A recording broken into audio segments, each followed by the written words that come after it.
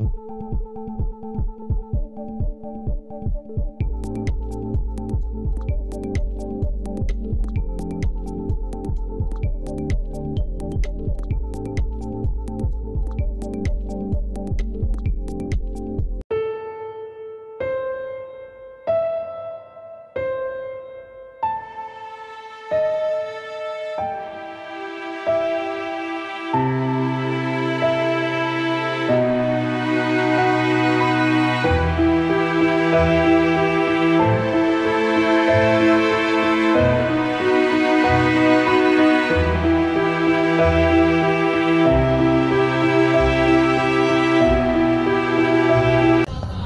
warahmatullahi wabarakatuh.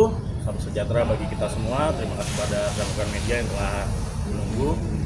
Saya Maci Ahmad selaku kuasa hukum dari Bapak Herwanto. Hari ini ada agenda dalam klarifikasi tambahan dalam laporan kami yang dulu telah dilaporkan pada bulan April. Adapun saya di sini adalah untuk menambah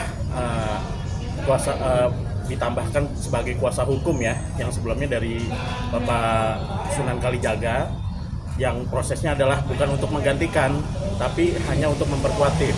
Tadi saya mendampingi klien saya untuk menjawab beberapa pertanyaan sebagai agenda tambahan yang pernah diklarifikasi oleh klien kami mengenai laporan mengenai pasal 28 ayat 2 Undang-Undang ITE dan pasal 156 KUHP tentang diduga penistaan agama, suku, agama, dan ras, di mana di pasal 28 ayat 2 Undang-Undang ITE, di mana setiap orang yang dengan sengaja menyebarkan informasi dan diduga untuk menimbulkan permusuhan, kebencian, dan sara antar golongan seperti itu ancamannya 6 tahun penjara dan denda 1 miliar rupiah.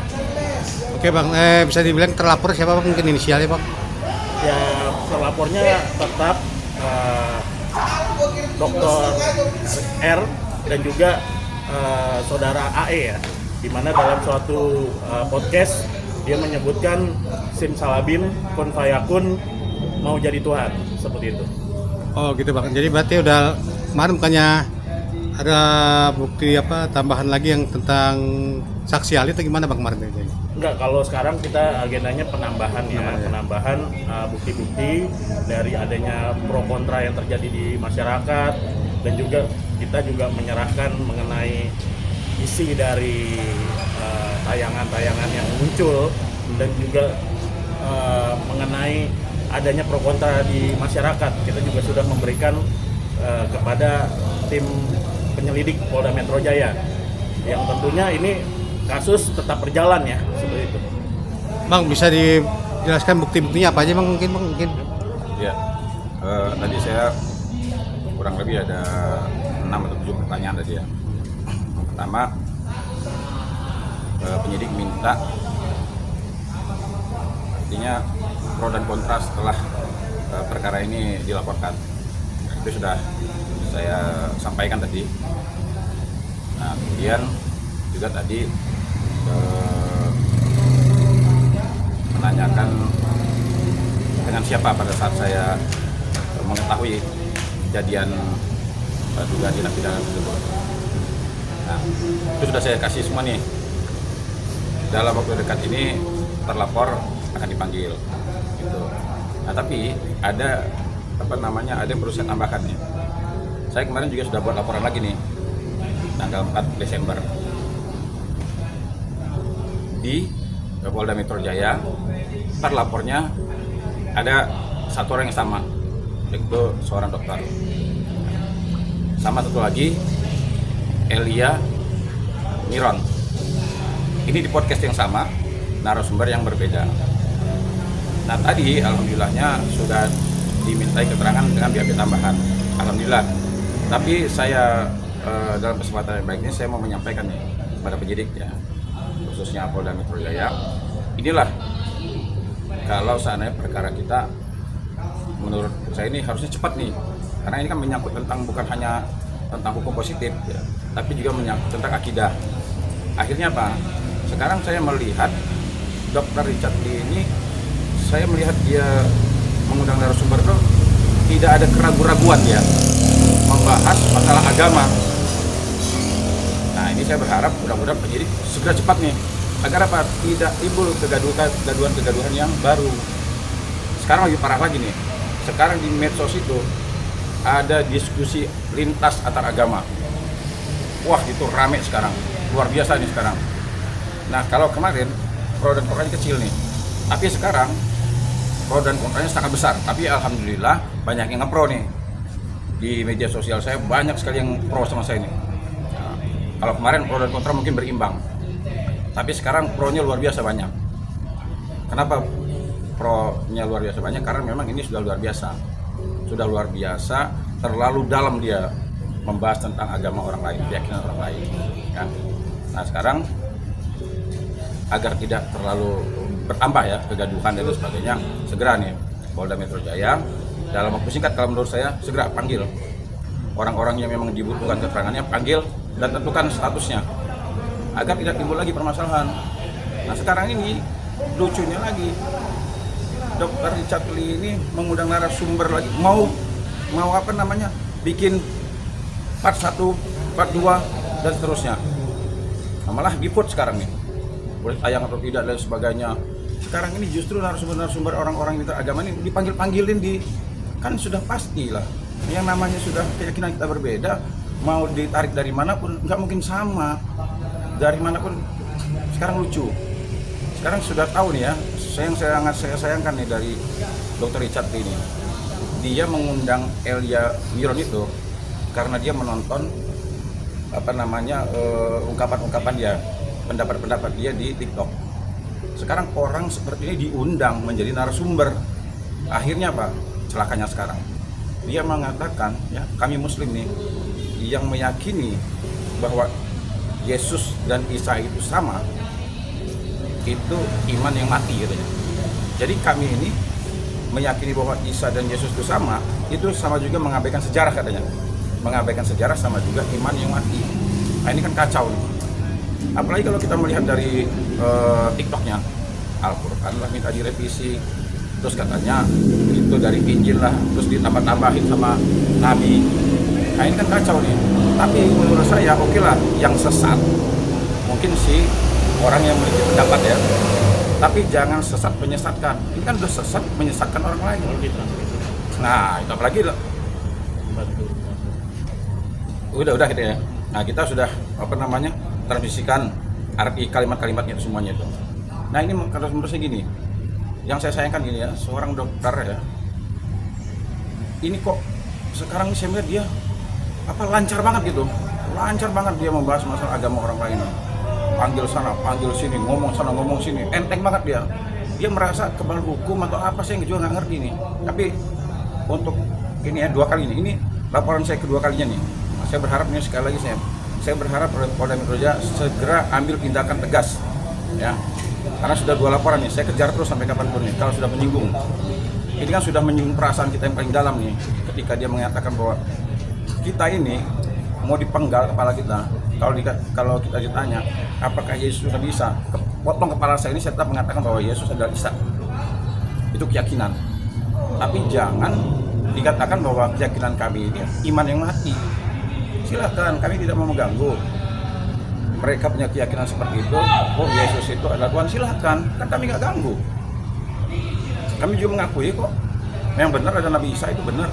Soalnya menurut mereka Yesus, menurut kita Nabi Isa, udah selesai. Kita jalan masing-masing. Nah, jangan menyimpulkan ketika kita memiliki keimanan bahwa Yesus bersama dengan Isa, dianggap kita ini iman yang mati. Terus kami dianggap mengabaikan sejarah. Orang kita berpatokan sama Al-Quran kok, bukan sejarah. Memang itu kalam ilahi. Jadi saya berharap sekali lagi jangan biarkan orang ini terus ngoceh-ngoceh bahas masalah agama orang lain. Bang, kenapa sih Bang agak lama yang laporan pertamanya, terus bisa dijelasin nggak? Iya, justru makanya saya sebenarnya nih, saya jujur aja, kalau bicara masalah kurang puas, saya sebenarnya kurang puas karena laporan saya dari bulan April, nah sampai sekarang ya memang tadi saya sedikit agak gembira lah karena dalam waktu dekat katanya terlapor akan dipanggil. Nah, cuma yang saya sayangkan seharusnya perkara ini bisa cepat, tidak menimbulkan laporan kedua kan. Kan kalau seandainya ini bisa disimpulkan apakah ini masuk tindak pidana atau enggak, agar apa? Agar tidak muncul lagi nih. Sekarang ini muncul lagi. Tadi saya barusan di tag di media sosial, ada lagi yang menyebut nama Muhammad. Nah, maksud saya begini loh. Kenapa saya melaporkan ini ke polisi? Karena saya orang hukum. Saya tidak mau melakukan tindakan-tindakan di luar daripada hukum. Nah, tapi ketika saya sudah menyerahkan permasalahan ini ke pihak kepolisian harus responnya cepat. Karena Pak, tadi saya bilang bukan menyangkut masalah hukum positif aja, tapi ini menyangkut tentang keyakinan. Akhirnya sekarang muncullah LP nomor kedua kali ini. Kan lebih parah lagi sekarang nih. Apalagi Mas Elia Miron itu luar biasa berani kan. Yang lebih beraninya lagi, yang mengundangnya dia lagi. Nah, yang menyebarkannya lagi. Wah, ini sekarang dijadikan bisnis kelihatannya. Bukan lagi sebagai edukasi, tapi udah ngomong viewers lah segala macam lah. Nah, dia bahaya lagi. Berarti bisa bilang si Dokter RL ini dia merasa di atas angin itu, Pak, atau merasa kuat? Dokter RL ini merasa di atas angin atau merasa kuat gini, Pak? Dia mungkin ya. Saya nggak tahu lah dia punya kedekatan apa atau punya ilmu apa, merasa di atas angin dan sebagainya. Tapi ingat ya, jangan merasa di atas angin atau maunya dekat sana dekat sini ya. Kita ini banyak juga yang dekat sama Tuhan tapi nggak ada yang sombong. Jadi percayalah, sampai kapanpun saya kejar ya. Sekarang alhamdulillah nih, saya semakin semangat ya, saya semakin bergairah untuk mengawal perkara ini. Karena apa? Ternyata yang pro sama saya luar biasa banyak nih. Untuk kali ini luar biasa nih. Yang pro sama kita ini luar biasa banyak.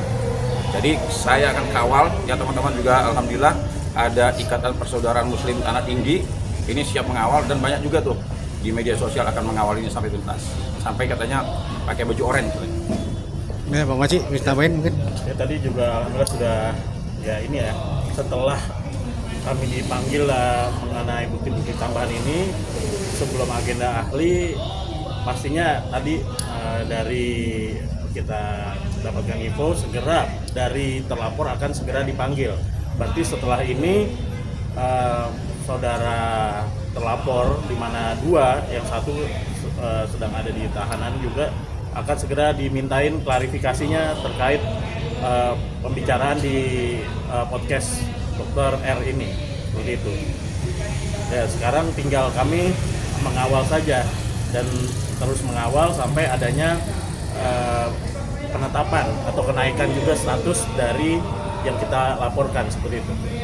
Berarti akan segera menjadi anak tahap sidik ya, nyidik sidik ya. Kami tentunya setelah ada pemeriksaan total dari ahli semua, kami menuntut agar segera digelarkan kasus ini, seperti itu.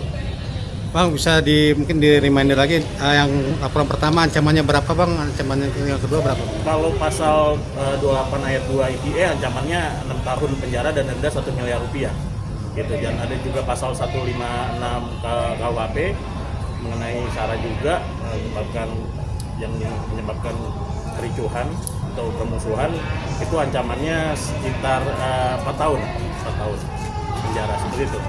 Berarti ada kemungkinan si Dokter R ini langsung ditahan ya, Pak? Karena lebih dari 6 tahun. Ya, kita juga nggak mau mendahului kewenangan penyidik ya dari kepolisian, tapi kalau kita bicara pasal tersebut bisa ditahan, itu jelas bisa ditahan. Ya. Kalau mengenai pasal 27 ayat 3 misalnya pencemaran baik, itu kan ada tidak bisa ditahan ya. Tapi ya itu kita kembalikan kepada tim penyelidik, penyidik dan dari kepolisian, seperti itu. Tapi memenuhi syarat, dia ditahan tuh memenuhi syarat. Karena juga kalau secara subjektif memenuhi syarat, ya. Dan juga kalau dari 3 alasan juga kan orang ditahan itu kan dikhawatirkan melarikan diri, menghilangkan barang bukti, melakukan tindak pidana itu lagi. Nah ini kan bisa jadi dia menghilangkan barang bukti, bisa, ya kan, tinggal dihapus, terus melakukan tindak pidana lagi. Nah ini baru LP1 belum selesai, muncul lagi LP1. Artinya kalau ditanya nih harapannya ditahan kalau perlu. Oke, siap.